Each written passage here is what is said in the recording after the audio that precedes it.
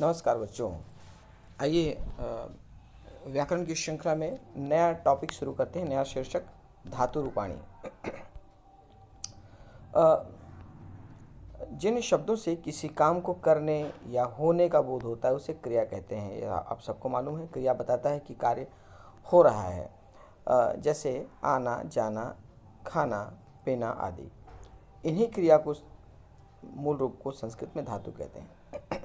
ये जो क्रिया हो रही है, क्रिया का जो मूल स्वरूप है, जो मूल रूप है, वो धातु कहलाता है। इन्हीं धातुओं में लकारों के अनुसार प्रत्यय लगाकर उनके रूप बनाए जाते हैं। तो लकारों के अनुसार उसमें जो प्रत्यय लग जाते हैं वही धातु रूप कहलाते हैं। जैसे लट लकार में होगा तो ती तह अंति, ये उसका प्रत्यय है, ती तह अंति। या सी थह थ, आमी आवह आमह। तो ये जो प्रत्यय ती तह अंति, सी तह थ, आमी आवह आमह, ये जब लग जाते हैं तो वो उसके अलग अलग रूप बनते हैं। ये धातु रूप तीनों लिंगों के कर्ताओं में समान रूप से प्रयोग किए जाते हैं। तो ये तीनों लिंगों में एक समान, जैसे पठती होगा तो पुल्लिंग के लिए भी पठती होगा, स्त्रीलिंग के लिए भी और नपुंसकलिंग के लिए भी। तो इस प्रकार धातुएं दो प्रकार की होती हैं, परस्मय पद और आत्मनेपद धातुएं। आइए कुछ वाक्यों को देखते हैं। अनुजः विद्यालयं गच्छति, अनुजस्य पिता कार्यालयं गच्छति, महिला भोजनं पचति, कन्याः पाठं स्मरन्ति, बालकौ खेलतः, अहं लिखामि, त्वं किं करोषि, युवाम् अपि पठतः, यूयम् अपि यच्छत्, आवाम् अपि जलं पिबावः। तो इन समस्त वाक्यों में हरे रंग से जो शब्द हैं वो शब्द क्रिया की ओर संकेत करते हैं। तो ये जो हमने देखा कि अंत में जो शब्द प्रयोग किए गए हैं जो कि क्रिया के शब्द हैं, ये क्रियापद हैं। जैसे गच्छति, गच्छति में मूल धातु इसमें गम है और रूप इसका गच्छति, इसका अर्थ होता है जाना। पचति में मूल धातु पच है और उसका रूप है पचति। स्मरति में मूल धातु स्मृ, खेलता में खेल, लिखामी में लिख, करोशी में क्री, पठता में पठ, यच्छता में यच्छ और पिबावह में पा। ठीक है, तो ये यच्छता में यच्छ है, लेकिन इसका दा मूल रूप होता है, दा से यच्छ बन जाता है।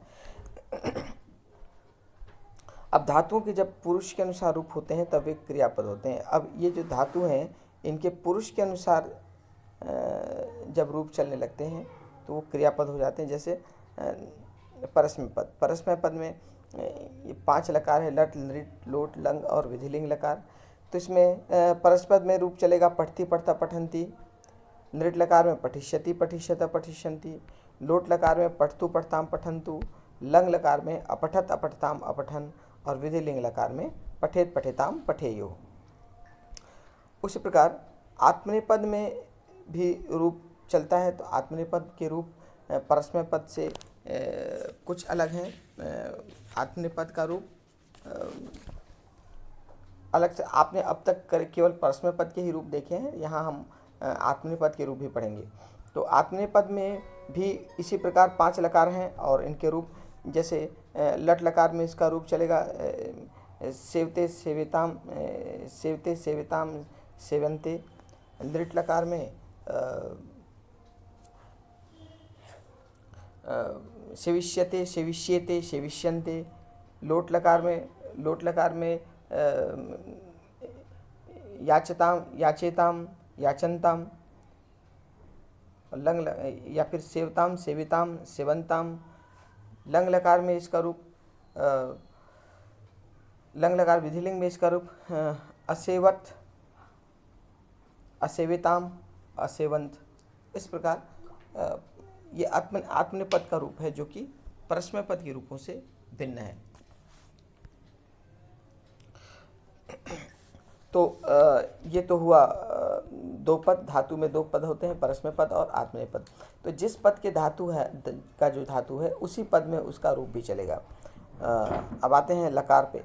प्रत्येक लकार के 3 पुरुष और 3 वचन होते हैं। प्रत्येक लकार जो है वो उसमें 3 पुरुष भी होते हैं, प्रथम, मध्यम, उत्तम पुरुष, और 3 वचन होते हैं, एक वचन, द्विवचन और बहुवचन। जैसे प्रथम पुरुष में सह, सह, सहतत्व का सह, द्विवचन में तो और बहुवचन में ते। मध्यम पुरुष में त्वम, युवाम यूयम, और उत्तम पुरुष में अहम आवाम वयम। इनके साथ क्रिया भी अलग अलग होगी। जैसे यदि स है तो पठती, तौ है तो पठता, ते है तो पठन्ति। उसी प्रकार सातेता और तत्तेतानी का त्वम के साथ पठसी, युवाम पठता, यूयम पठत। अहम के साथ पठामी, आवाम पठावा, वयम पठामा। ये जो रूप क्रिया का जो रूप चलेगा वो तीनों लिंगों में एक समान होगा। पठती है तो पुल्लिंग के साथ और स्त्रीलिंग के साथ भी पठती ही होगा। अब आते हैं पुरुष पे। प्रथम पुरुष। प्रथम पुरुष में एक वाक्य है सह पठती। तो ये सह पठती कर्ता जो कार्य करने वाला सह है एक वचन में, तो उसके साथ क्रिया भी पठती हुई। और यदि ये स्त्रीलिंग हो जाएगा तो सह का सा हो जाएगा, सह का सा हो जाएगा, लेकिन क्रिया में कोई परिवर्तन नहीं। जैसे पठती था, स्त्रीलिंग के साथ भी पठती ही होगा। द्विवचन में तौ, तौ के साथ पठतः, स्त्रीलिंग में ते पठतः, पुल्लिंग में तौ पठता है, स्त्रीलिंग में ते पठता है। यहाँ हम देख रहे हैं क्रिया में कोई चेंज नहीं है, दोनों में पठता ही है। बहुवचन में ते पठन्ति और साते ताह पठन्ति, यहाँ भी क्रिया में कोई परिवर्तन नहीं। मध्यम पुरुष जब आते, मध्यम पुरुष जब किसी से जब हम बात करते हैं तो तुम के रूप में मध्यम पुरुष का प्रयोग होता है। जैसे एक संवाद है, हे अनुज तुम किम पठसी, हे अनुज तुम क्या पढ़ रहे हो। हे लते तुम किमर्थम न पठसी, हे लता तुम क्यों नहीं पढ़ रहे हो। ये बात कह रहा है एक व्यक्ति दो बच्चों से। तो दो बच्चों से जब बात कर रहा है तो प्रत्यक्ष रूप से उससे मुखातिब है, तो जब प्रत्यक्ष रूप से इंटरेक्ट होता है तो मध्यम पुरुष का प्रयोग होता है तुम के अर्थ में। उसी प्रकार ये महिला दो बच्चों से कह रही है, ये भी प्रत्यक्ष रूप से इनसे बातचीत कर रही है। हे लते रमे युवाम किमर्थम इतस्ततः भ्रमतः, हे लता और रमा तुम दोनों क्यों यहाँ वहाँ घूम रहे हो। तो यहाँ पे कर्ता में युवाम आया द्विवचन में। हे माता कह रही हे अनुज हे संदीप युवाम किमर्थम न वदतः, यहाँ पर द्विवचन का प्रयोग है। हे संदीप, हे अनुज, हे संदीप, हे अनुज, हे संदीप तुम किस लिए नहीं बोल रहे हो। इसी प्रकार बहुवचन, बहुवचन में ये त्वम युवाम यूयम हो जाएगा। यूयम किमर्थम पाठम न स्मरत, ये शिक्षक बच्चों से कह रहे हैं। तो जब बच्चों से कह रहे हैं तो सबसे कह रहे हैं, इसीलिए यूयम का प्रयोग हुआ है।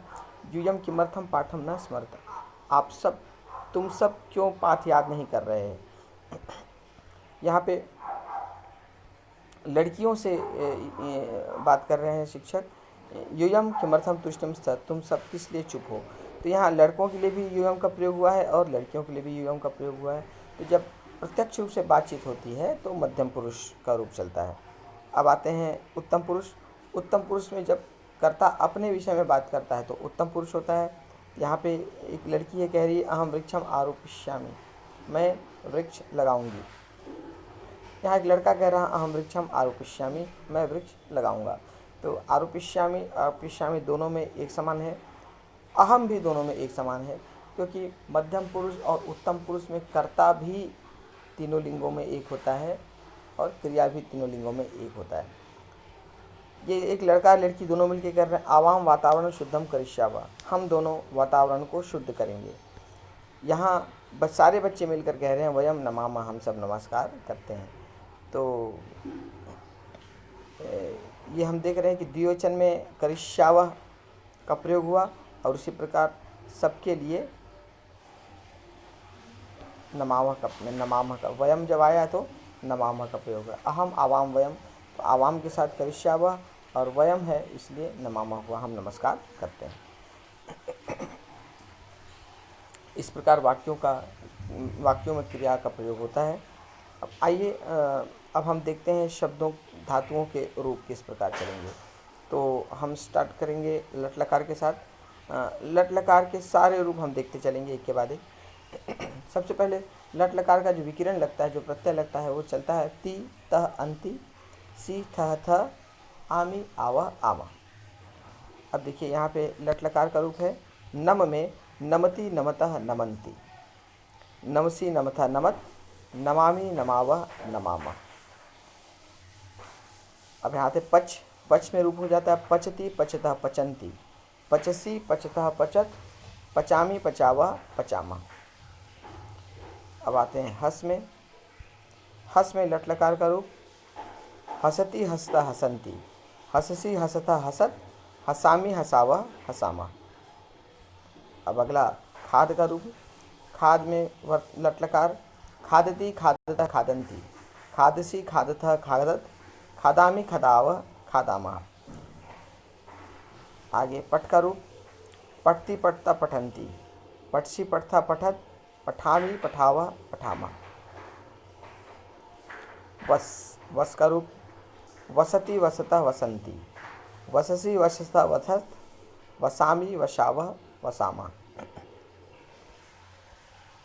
गम का रूप गम का लट लकार गच्छति गच्छतः गच्छन्ति, गच्छसी गच्छतः गच्छत, गच्छामी गच्छावह गच्छामा।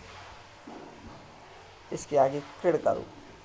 क्रीड़ में क्रीड़ति क्रीड़तः क्रीड़न्ति, क्रीड़सी क्रीड़था क्रीड़त, क्रीड़ामी क्रीड़ावह क्रीड़ामः। दा का रूप मूल धातु दा है, इसका रूप बन जाता है यच्छ। ये हो गया यच्छति यच्छता यच्छन्ति, यच्छसी यच्छता यच्छत, यच्छामी यच्छावह यच्छामः। स्मृ का रूप स्मृ का रूप स्मरा हो जाता है, स्मरति स्मरता स्मरन्ति, स्मरसि स्मरथा स्मरत, स्मरामि स्मरारः स्मरावः स्मरामः। इसके बाद स्था का रूप। स्था का रूप बदलकर तिष्ठ हो जाता है। इसका रूप है तिष्ठति तिष्ठतः तिष्ठन्ति, तिष्ठसि तिष्ठतः तिष्ठत, तिष्ठामि तिष्ठावः तिष्ठामः। इसके बाद भव का रूप। भव का रूप लट लकार में ये है, वास्तव में भू है मूल धातु, इसका रूप हो जाता है भव। तो ये है भवति भवता भवन्ति, भवसी भवथा भवत, भवामी भवावह भवामः। अब इसके बाद आते हैं अस का रूप। अस का रूप लट लकार में अस्ति स्तः सन्ति, असि स्थः स्थ, अस्मि स्व स्मः, अस्ति स्तः सन्ति, असि स्थः स्थ, अस्मि स्व स्मः। इसके बाद है चूर का रूप। चूर का जो जब होता है तो चूर का चोर हो जाता है और उसके आगे य लग जाता है, यह विकिरण लग जाता है बीच में। जिस भी धातु में उ है उसका रूप जब बनता है तो ओ हो जाता है। जैसे क्रुद्ध, क्रुद्ध का क्रोध हो जाता है, मूद का मोद हो जाता है। उसी प्रकार चूर का चोर। तो ये हो गया चोरयति चोरयतः चोरयन्ति, चोरयसि चोरयथा चोरयत, चोरयामि चोरयावह चोरयामः। इसके बाद आते हैं क्रुद्ध। क्रुद्ध का रूप क्रुध्यति क्रुध्यता क्रुध्यन्ति, क्रुध्यसि क्रुध्यता क्रुध्यत, क्रुध्यामि क्रुध्यावह क्रुध्यामः। इसके बाद क्री का रूप। क्री का रूप लट लकार में थोड़ा सा अंतर है, आप लोग ध्यान रखेंगे। इसका रूप करोति कुरुतः होता है, यहाँ पे करोति करोतः नहीं होता, करोति कुरुतः कुर्वन्ति। करोषि, यहाँ भी शी में षटकोण का श लग जाता है मूर्धन्य वाला, तो करोषि कुरुतः कुरुत, करोमि कुर्वः कुर्मः। इसी प्रकार श्रु का रूप। श्रु का रूप श्रुणोति, शृणोति शृणुतः शृण्वन्ति, शृणोति शृणुतः शृण्वन्ति, शृणोषि शृणुतः शृणुत, शृणोमि शृणुवः शृण्मः। इस प्रकार लट लकार का रूप चलता है। हमने देखा इसका रूप लट ती तः अंति, सी थ आमी आवह आमः, ऐसा चलता है रूप। अब इसके बाद आते हैं आत्मनेपद। आत्मनेपद में आपको थोड़ा सा याद करना पड़ेगा क्योंकि ये नया है आप लोगों के लिए। धातु दो प्रकार की होती है, एक परस्मैपद धातु और दूसरी आत्मनेपद धातु।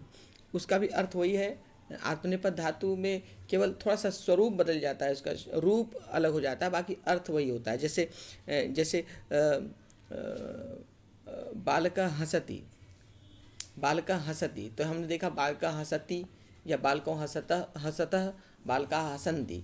जब आत्मनेपद में होता है तो सेव आत्मनेपदी धातु है, तो सेव का सेवती सेवता सेवंती नहीं होगा, सेव का रूप सेवते सेवेते सेवंते होगा। उस स्थिति में क्या होगा, बालक सेवा करता है तो बालकः सेवते ऐसा हो जाएगा, बालकः सेवती नहीं, ये होगा बालकः सेवते। उसके बाद दो बालक सेवा करते हैं तो बालकौ सेवेते, और कई बालक सेवा करते हैं तो बालकाः सेवन्ते। बालकः सेवते, बालकौ सेवेते, बालकाः सेवन्ते। उसी प्रकार त्वं सेवसे, तुम सेवा करते हो, युवाम सेवेथे, तुम दोनों सेवा करते हो, यूयम सेवद्वे, तुम सब सेवा करते हो। उसी प्रकार अहम सेवे, आवाम सेवावहे, और वयम सेवामहे। सेवे सेवावहे सेवामहे, मतलब इसका रूप है सेवते सेवेते सेवन्ते, सेव से सेवेथे सेवद्वे, सेवे सेवावहे सेवामहे। इसको याद कर लेंगे आप लोग। अब देखिए, ये तो हुआ आत्मनेपद धातु के अंतर्गत सेव का रूप, और अगला आत्मनेपद धातु है लब। लब का रूप वैसे ही चलेगा सेव के जैसा ही। तो वहाँ था सेवते सेवेते सेवन्ते, तो यहाँ हो गया लभते लभेते लभन्ते। वहाँ था सेव से सेवेथे सेवद्वे, तो यहाँ हो गया लभसे लभेथे लभद्वे। वहाँ था सेवे सेवावहे सेवावहे, उसी प्रकार लभे लभावहे लभामहे। तो रूप है लभते लभेते लभन्ते, लभसे लभेथे लभद्वे, लभे लभावहे लभामहे। अब अगला आत्मनेपद धातु याच। याच का रूप तो याचते याचेते याचन्ते, उसके बाद याचसे याचेथे याचद्वे, याचे याचावहे याचामहे। उसी प्रकार मुद का रूप मोदते मोदेते मोदन्ते, मोदसे मोदेथे मोदद्वे, मोदे मोदावहे मोदामहे। इसी प्रकार वृत्त का रूप, वृत्त मतलब है, इसका रूप है वर्तते वर्तेते वर्तन्ते, वर्तसे वर्तेथे वर्तद्वे, वर्ते वर्तावहे वर्तामहे। इस प्रकार ईक्ष, ईक्ष मतलब देखना, ईक्षते इक्षेते इक्षन्ते, ईक्षसे इक्षेथे ईक्षद्वे, इक्षे इक्षावहे इक्षामहे। तो इस प्रकार ये हमने लट लकार का रूप देखा। लट लकार का रूप परस्मय पद में और आत्मनेपद में। परस्मय पद का रूप तो आप सबको याद है, पिछले 2 वर्ष से आप पढ़ते आ रहे हैं। इस वर्ष आप लोगों को आत्मनेपद का रूप भी पढ़ना है, आसान है। एक बार याद हो जाए तो समस्त धातुओं आत्मनेपद धातुओं के साथ इसका रूप चलने लगेगा। कई और धातुएं होती हैं आत्मनेपद में, जैसे वंद धातु है तो वंदते वंदेते वंदन्ते, वंदसे वंदेथे वंदद्वे, वंदे वंदावहे वंदामहे। तो इस प्रकार धातु चाहे जो भी हो, रूप उसका एक समान होता है। ते एते अन्ते, ए से द्वे, ए आवहे आमहे। तो ये लट लकार का रूप था। अब अगले वीडियो में हम लिट लकार का रूप, लिट लकार का रूप परस्मय पद और आत्मनेपद दोनों में पढ़ेंगे। तो मिलते हैं अगली क्लास में।